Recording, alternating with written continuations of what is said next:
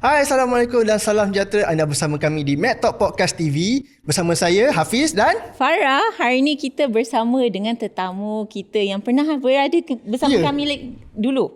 Apa saya cakap ni Hafiz? Tak, dulu dia pernah datang. Saya nervous ni sebab saya suka. Saya suka juga dengan Prof. So, siapa dia Hafiz? Kita bersama dengan Prof Najib. Selamat datang Prof. Assalamualaikum.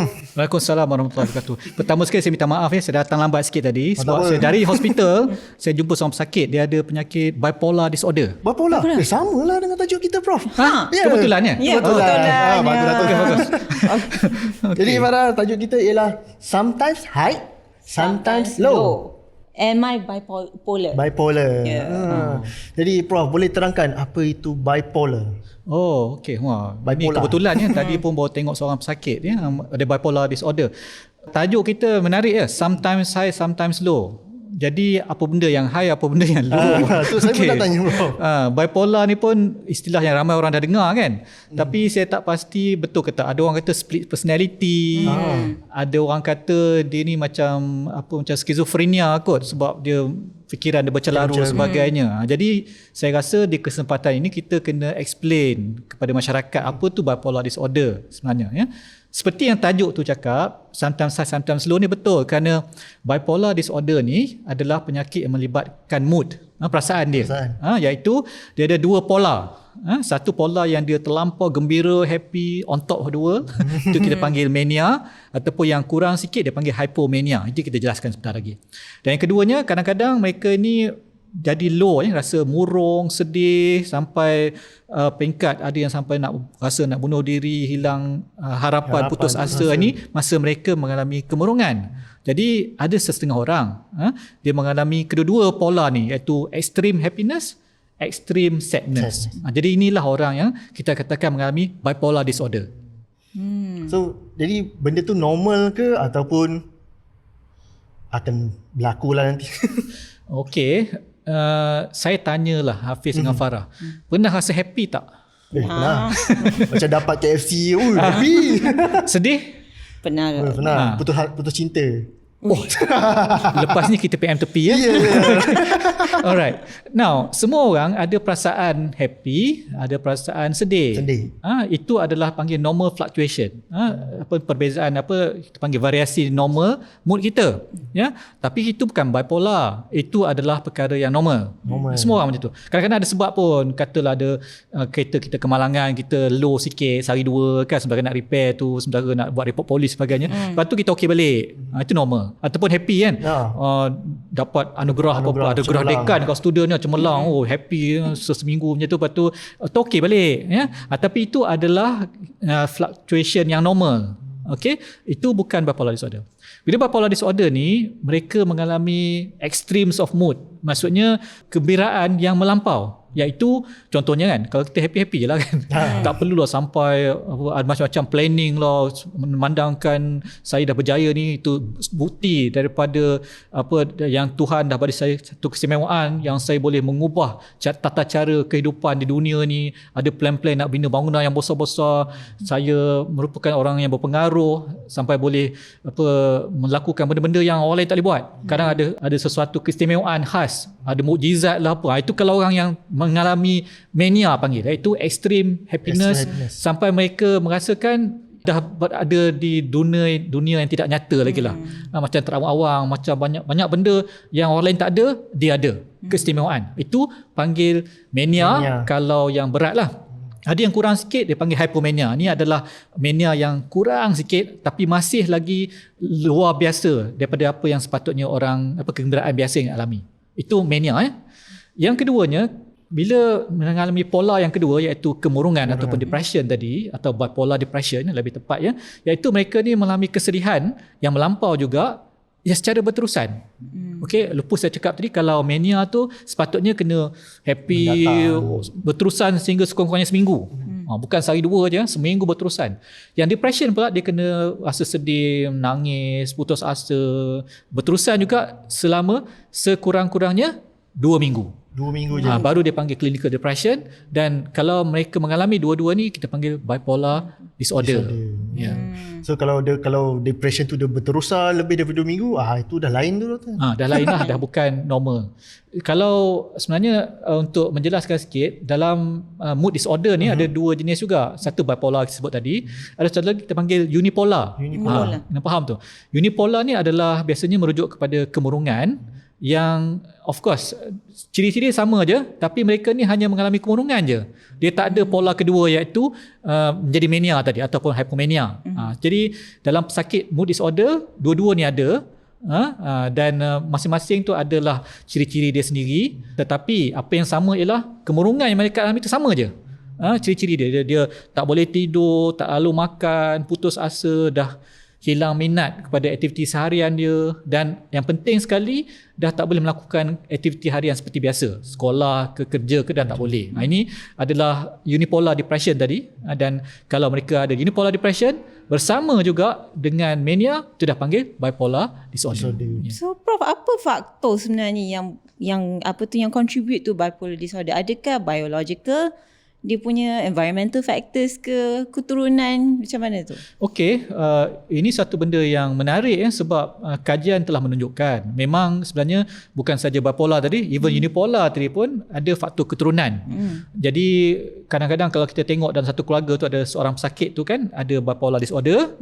Jadi dalam keluarga tu ada beberapa orang lagi mungkin mengalami kemurungan, ada juga bipolar dan sebagainya. Agak tinggi berbanding dengan penyakit lain yang kita pernah dengar, macam skizofrenia misalnya katakan, itu tak seramai itu biasanya lah. Dalam bipolar ni, sebab dia mood disorder ni somehow genetically dia lebih kuat.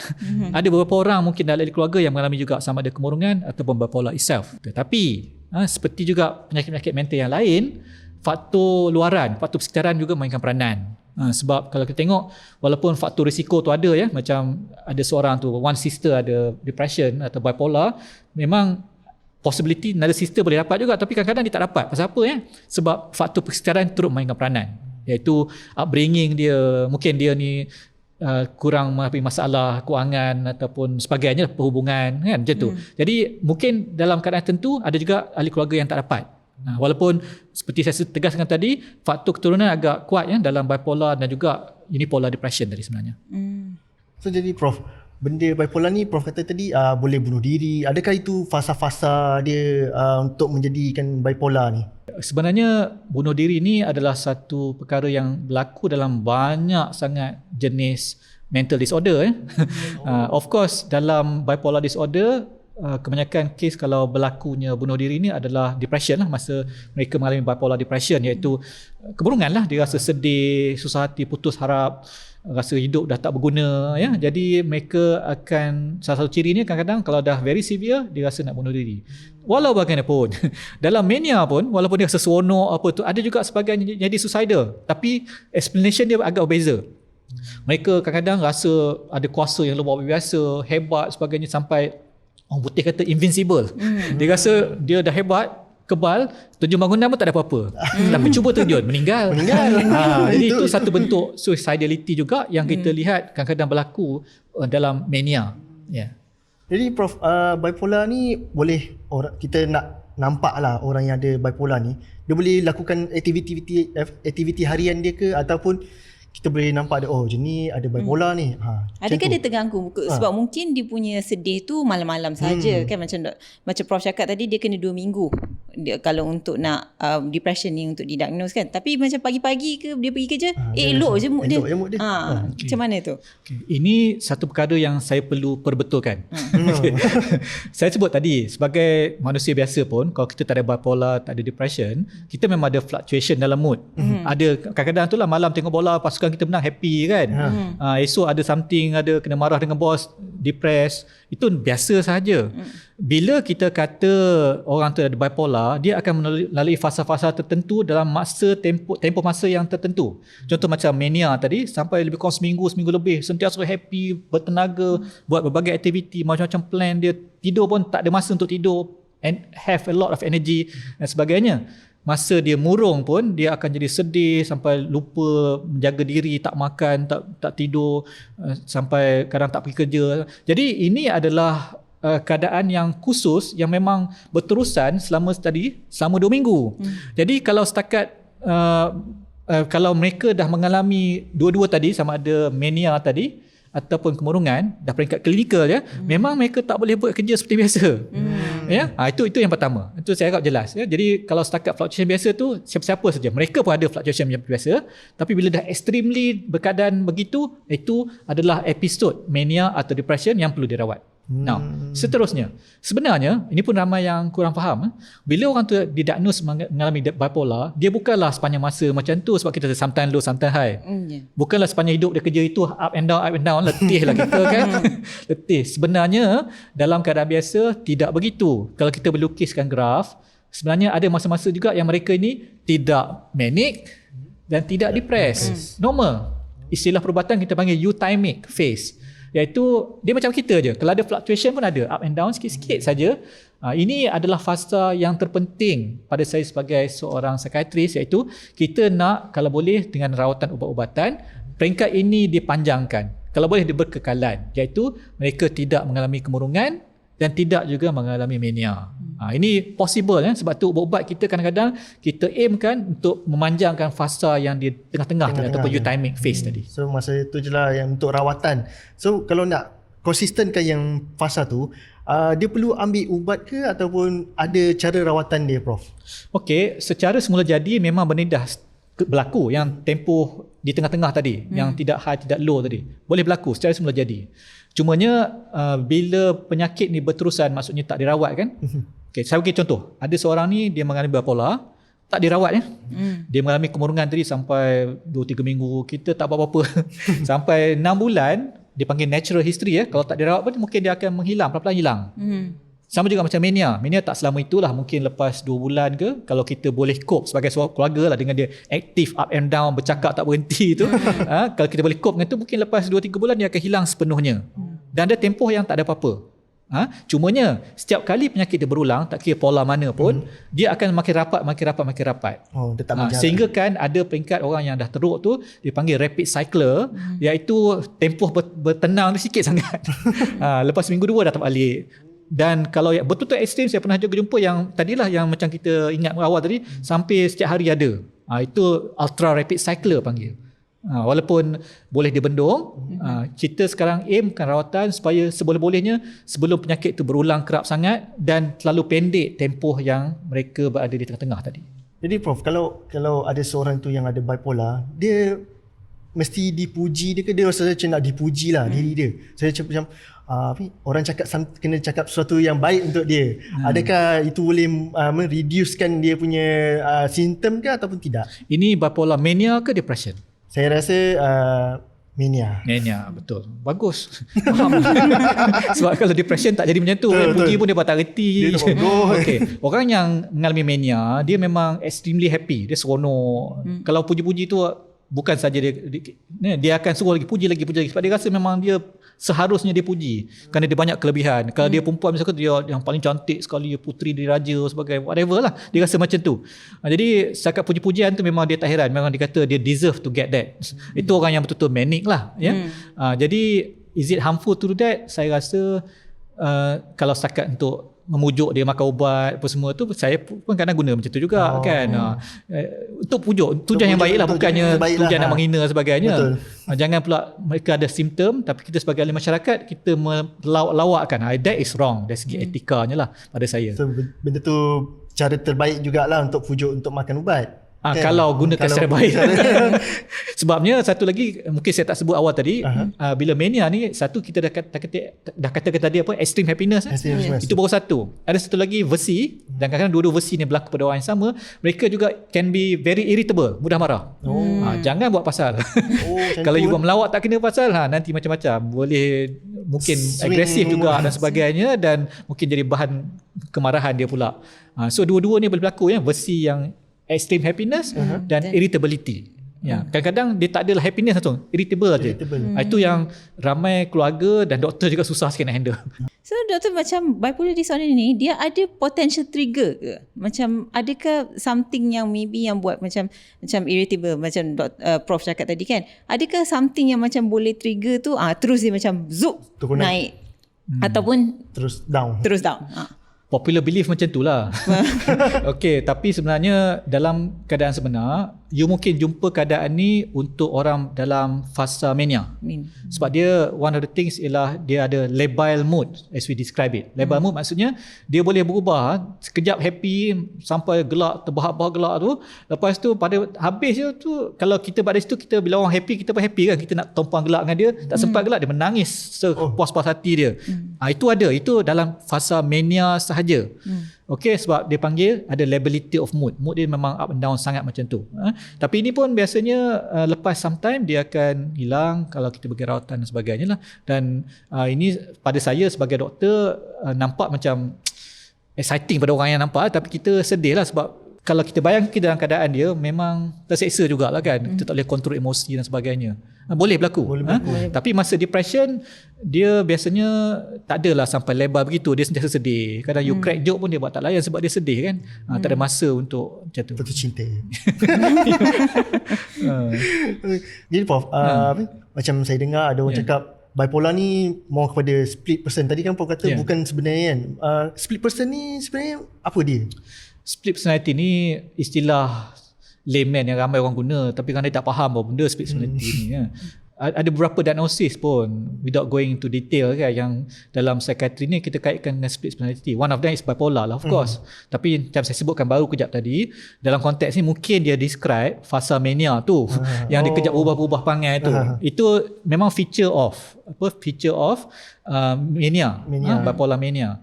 Tapi ramai orang juga memahami split personality ni macam orang tu sekarang perangai dia macam ni, lepas tu tiba dia shift tukar, macam dalam movie kan, banyak Hollywood movie yang macam tu, multiple personality disorder, drama pun ada. Itu nama pun drama, dramatize a lot. That much I can say ya. Tapi itu adalah kategori lain. Adalah penyakit dia, itu mungkin topik kita akan datang. Betul. Tapi itu bukanlah bipolar sebenarnya.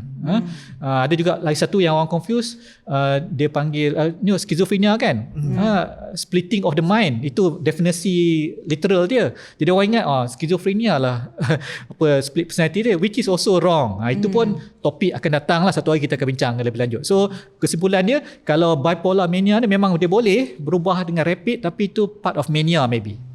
So Prof, bipolar ni adakah dia sesuatu yang they have to live with it for the rest of their life, ataupun dia boleh manage? Kalau ada pesakit datang jumpa saya, memang aim kita ialah to be able to manage. Memang jarang sebenarnya, itu honest answer ya. Orang yang bila dah diagnose bipolar tu tiba-tiba hilang je, tak ada apa-apa. Kebanyakan kes mereka unfortunately especially sebab datang pun dah agak lambat sebenarnya. By the time they come to see us, dia akan berterusan seumur hidup. Jadi sebab tu bila kita bagi mood stabilizer, ubat utama dia, mungkin kita akan bagi dalam jangka masa yang panjang. Kerana dalam kebanyakan kes once dia dah mengalami salah satulah polar tu, mungkin depression ataupun mania, mereka lazimnya akan ada the next one. Bila kita bagi ubat tu, tujuannya adalah untuk mengelakkan sebanyak-banyak seboleh-bolehnya kemungkinan the next episode to occur. Dan kita tak boleh predict next one dia akan jadi mania ataupun depression. Now, yang lebih merumitkan lagi, ini teknikal sikit.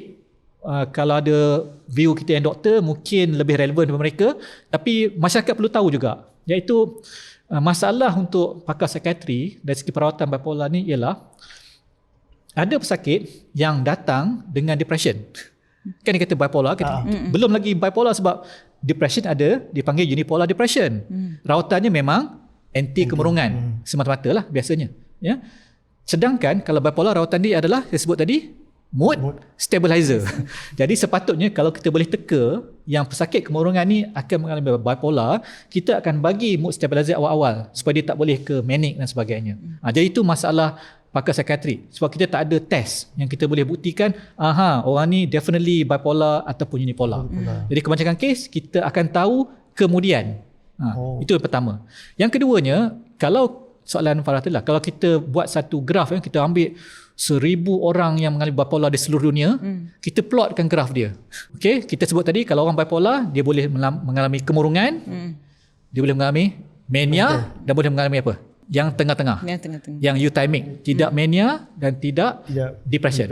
Okey. agak-agaknya kalau kita kumpulkan orang tu, katalah dia kena pada umur lebih kurang awal 30-an, kita ambil dia, graf dia semua orang tu yang 1000 dan dalam hingga umur 50. Kalau kita buat pie chart, tahu pie chart kan? Dalam pie chart tu mana yang besar? Depression ke, mania ke, yang masa peringkat mereka normal, so called. Ni soalan kuis ni. Saya merasakan Boleh teka tak? saya merasakan normal. Normal yang banyak. Farah? Saya pun rasa normal. Normal. Okay. Malangnya lah kalau begitu, legalah sikit kita. Sebenarnya kalau buat macam tu kan, banyak kajian menunjukkan yang paling lama adalah dalam kemurungan. Termasuk juga ada ramai orang dia mula dengan kemurungan, masa tu kita tak tahu dia bipolar, betul? So kita bagi buat anti kemurungan. So there's a delay to start mood stabilizer. Right? Jadi akhirnya dia dapat kemurungan. Dan orang-orang ni juga, kalau kita kumpulkan tengok dia jangka panjang, mula dengan depression, belah hujung-hujung dekat-dekat dah umur dah usia emas, agaknya lebih banyak mania ke lebih banyak depression? Kalau peringkat umur more kepada mania lah. Mania sebab apa? Sebab dia dah happy. Dia happy dan dia tak perlu fikir pasal kerja. Okey. Farah? Saya rasa macam kemurungan sebab dia dah pengakhiran dia punya, sorry lah saya nak cakap, tapi fasa di pengakhiran. Orang tua macam saya bukan Prof muda lagi. Tak, sebenarnya Farah yang betul. Sebab for some reason kalau kita ambil macam tadi 1000 orang kita buat kajian, ramai yang kadang-kadang mula dengan depression for a few years, lepas tu dia become bipolar, dan di hujung-hujung banyak yang juga ke arah depression. Jadi apa artinya tu? Implikasi dia apa? Kan kita buat pie chart dia 3 benda kan. Ada yang depression, ada yang mania, ada yang normal. Okay, implikasi ni ialah yang paling suffering dekat mana? Paling suffering saya rasa you suffer kalau happy. Kan? Memanglah certain thing tu bila dia manic tu ada setengah behavior tu yang tak bagus sikit lah kan, kerana dia mengandai dia pun, tapi generally speaking dia rasa happy lah juga kan, tak suffer sangat. Kemurungan on the other hand kita suffer kan. Jadi suffering tu kat situ. Jadi kalau kita interview lah seorang pesakit bipolar, you can try yourself later kalau jumpa, dia tanya sendiri, ramai yang kata dia paling tak happy, tak apa, kalau boleh dia nak yang kemurungan tu dipendekkan. Sebab masa tadi saya sebut mania dan hypomania kan. Hypomania ni adalah stage yang kita extremely happy, lebih pada normal, tapi tak keterlaluan sangat. Kalau you Google saja hari ni, lepas ni, you tengok ramai orang-orang yang kreatif, yang buat novel, yang buat music. Mereka ni buat dengan jayanya masa hypomanic. Sebab tu saya tak nak cakap siapa, ini untuk audience dan semua yang ada kat sini, balik Google siapa adalah orang terkenal, ternama yang ada bipolar.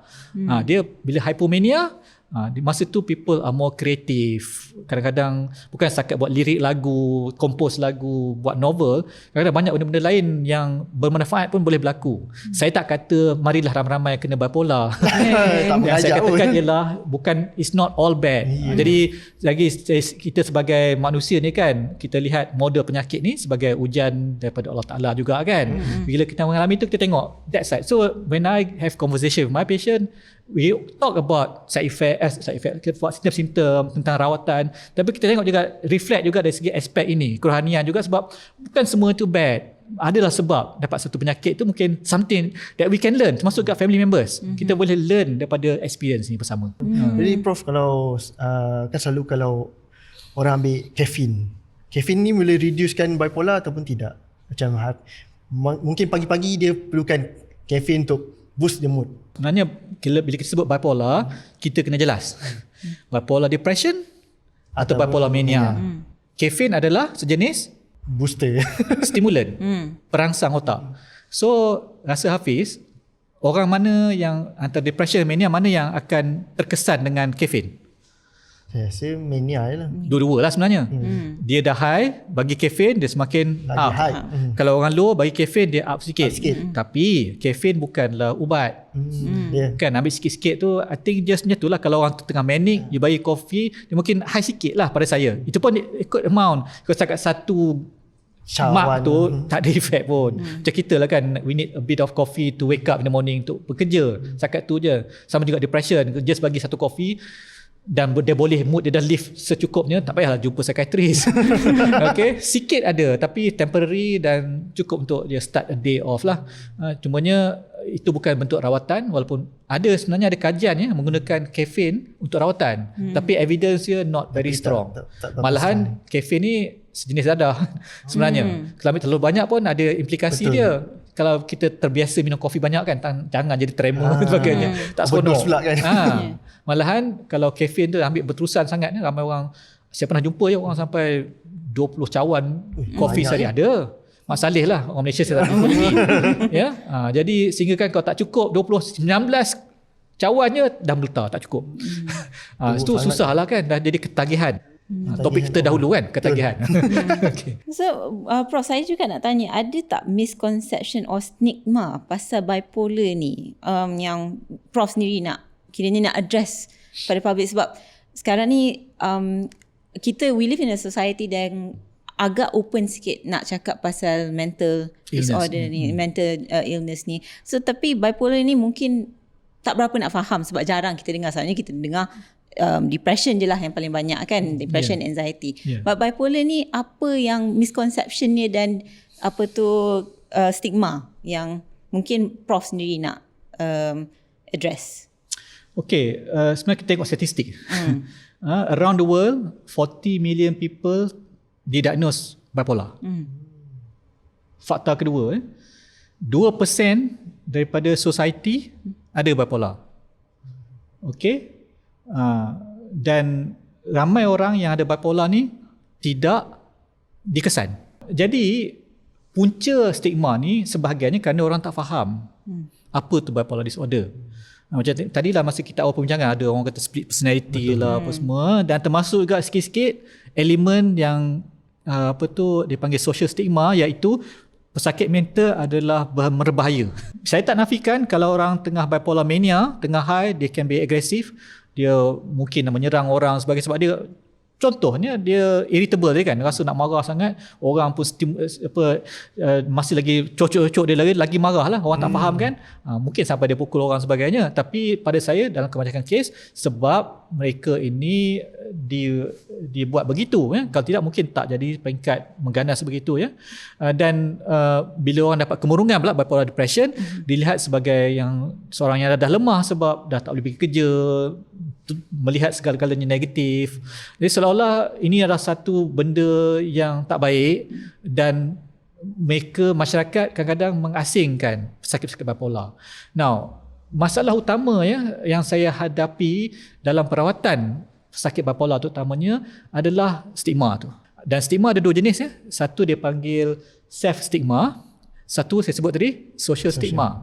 Social stigma tadilah kepercayaan yang tak tepat tentang penyakit ni. Mungkin dia orang tak tahu apa benda bipolar. Dia orang tak tahu tempoh berapa lama kena dapat mania, depression, dan the fact that ada in between yang dia ni okey. Dia orang ingat kalau dah bipolar sepanjang masa. Kita pun ingat macam tu kan dari awal tadi. Ya, betul. Jadi pada masa yang sama, satu lagi dipanggil self stigma, iaitu orang tu sendiri bila dia didiagnose oleh doktor mengalami bipolar ni, disebabkan oleh pandangan masyarakat, mereka pun rasa low self esteem, merasa kecewa dengan benda-benda ni, menyebabkan mereka pun ada stigma terhadap diri sendiri. Akibat buruknya ialah mereka tak datang terima rawatan, takut dilabel macam-macam, dan sebenarnya after some time mungkin orang tak perasan pun, tapi dia masih lagi melabel diri sendiri, menyebabkan makin sukar dia menerima rawatan. Dan that is the biggest challenge as a psychiatrist, sebab kita tengok tadi bipolar ada mania, ada yang euthymic, normal, ada depression. Ubat kena ambil masa bila? Masa atas dan bawah. Salah. Kena sepanjang masa. Sebab dia boleh berulang kan.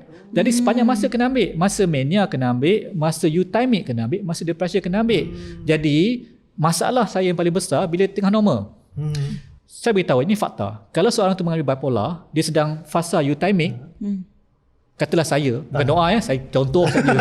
Kalau saya bipolar, Hafiz dan Farah jumpa saya, anda tak tahu pun saya ada bipolar. Sebab sama je. Ya, betul. Yes. Sama je. Nampak normal. Jadi, bayangkan tadi, combine social stigma dengan self stigma. Kalau saya dah normal, bukankah saya pun berharapan yang saya akan normal sepenuhnya? Jadi, akibatnya saya tak makan ubat. Berapa nak makan ubat dah sihat kan? Betul. Dan before long, mood dia dah tak stabil balik, dapat sama ada mania atau depression. Itu that's the biggest challenge sebenarnya. Malahan masa mereka tengah euthymic boleh bekerja seperti biasa. Kalau mereka contohnya, lagi contoh saja mereka seorang guru boleh mengajar macam biasa. Kalau mereka ni engineer boleh kerja macam biasa dan sebagainya. Even politician boleh kerja macam biasa. Tapi kalau masa dia dapat depression atau mania, mungkin terganggu semua tadi. So memanglah semua orang termasuk pesakit juga nak berada dalam keadaan euthymic. Tapi kalau mereka ada bipolar, yang penting sekali mereka kena faham, keluarga kena faham dua benda. Satu, ubatnya kena makan even masa tengah euthymic. Dan keduanya, terutama keluarga sebab kadang-kadang pesakit bila dia kena dia tak ingat. Kita panggil early signs. Ataupun panggil istilah teknikal dia adalah relapse signature panggil, iaitu kena tahu bila relapse ni datang, sama ada depression atau mania. Apa tanda-tanda awal? Ini penting untuk masyarakat tahu kalau ada ahli keluarga ke kawan-kawan yang ada bipolar. Yang paling common sekali masalah tidur. Betul. Dia mula tak tidur macam biasa. Sama ada tidur terlalu banyak atau tak cukup tidur. Lepas tu aktiviti level pun dah tak sama tidur. Sama ada kalau mania dia ke arah lebih aktiviti macam-macam. Jom ajak karaoke kerap kali setiap malam. Ataupun yang depression dia dah mula macam tak larat lah, you all pergilah, tak nak. So early changes. Sleep dengan slight changes on behavior tadi. Masa ini kalau mereka terlupa, masa inilah nak suruh makan ubat balik. Kalau dah terberhenti, better still minta segera jumpa doktor untuk review. Sebab tu saya sebut tadi kadang-kadang antara bentuk rawatan yang kita akan buat, meminta kerjasama daripada pesakit untuk simpan apa kita panggil sebagai mood diary. Tahu tak mood diary tu apa? Diary tahu kan? Diary yang kita lihat dia diary hari ni macam tu lah. Tapi mood diary lebih kepada untuk kita merekodkan tentang mood kita sama ada high ataupun low. Sekarang dah ada apps pun. Boleh Google sendiri dekat Play Store tu. Dekat situ ada. Kita boleh catatkan mood kita kat mana. Jadi penting untuk masyarakat, pesan ke pesakit, tengok. Kalau mood kita tu dah peringkat tinggi sikit, berterusan lama, it's time to go back and see a doctor. So jadi Farah, bimbingan keluarga perlu penting. Sangat penting. Dan kesekitaran juga. Betul lifestyle semua. So terima kasih doktor. Terima kasih banyak sebenarnya kita belajar hari ni Hafiz. So maknanya bipolar dan split personality disorder tu benda berbeza. Benda berbeza. Jadi jangan lupa like, follow and comment di semua social media platform di MSU Medical Center. Jadi Farah, tagline kita, caring, healing and educating. Kita berjumpa lagi. Bye. Bye-bye.